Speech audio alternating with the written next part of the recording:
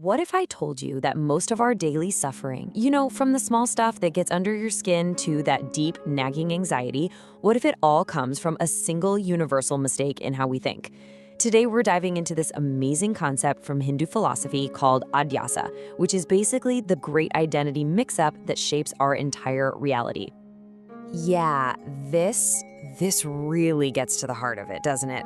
We spend so much time blaming things outside of ourselves or even our own personalities for why we struggle. But what if the source is way simpler than all that?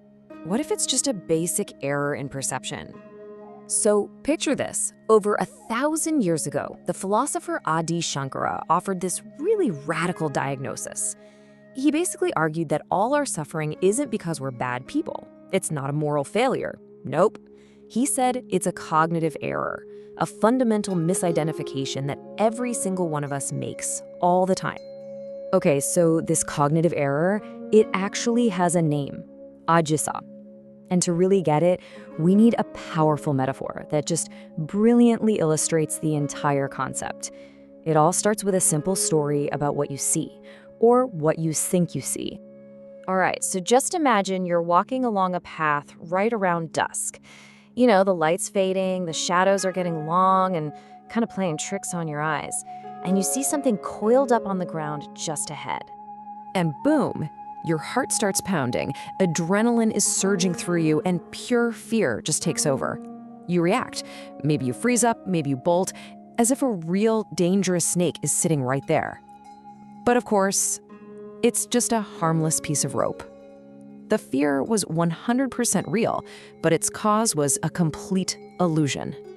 And that exact mistake, that error in perception, is a perfect example of what the philosophical school of Advaita Vedanta calls Adhyasa.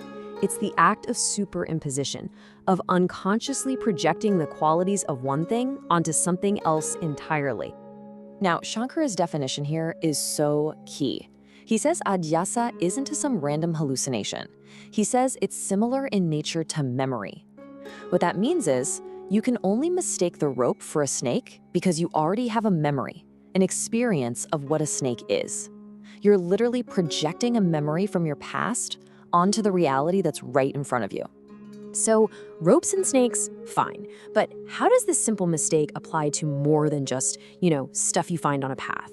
Well, according to Shankara, this very same error is the root of all our suffering. And it all comes down to the biggest identity mix-up you can possibly imagine.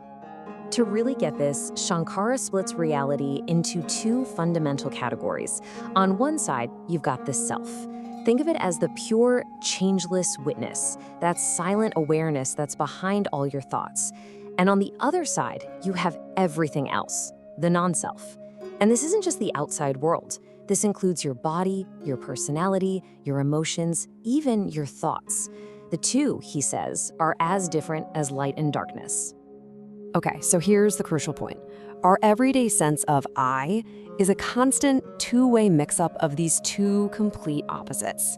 We are always unconsciously superimposing the qualities of the non-self onto the self, and at the same time projecting the qualities of the self onto the non-self. It's a total mess-up.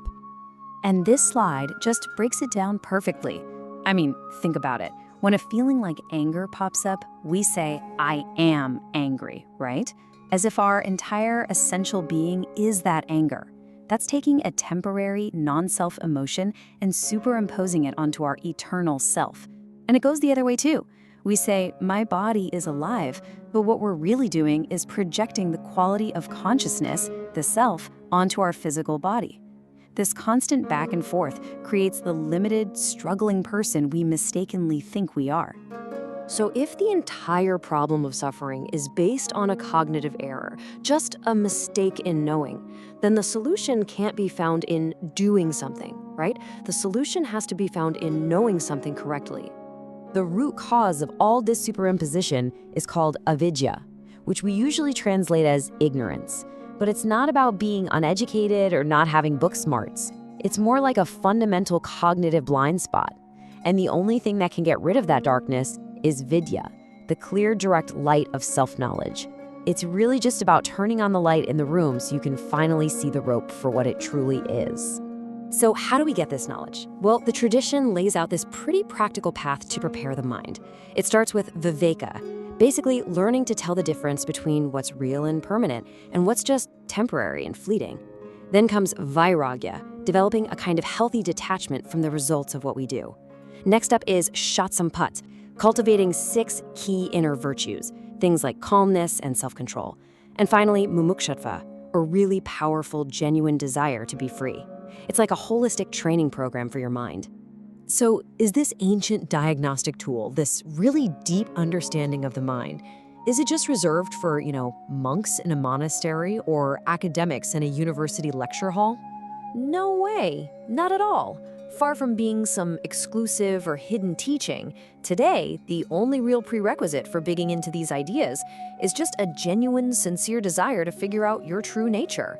The knowledge is right there for anyone who actually wants to look. And that leaves us with this final, kind of provocative thought. The entire framework of our suffering, all our fears, our limits, our feeling of being a small, vulnerable person in a huge universe, it might just be an illusion. Just an error in perception, a simple case of mistaken identity, waiting for you to just turn on the light.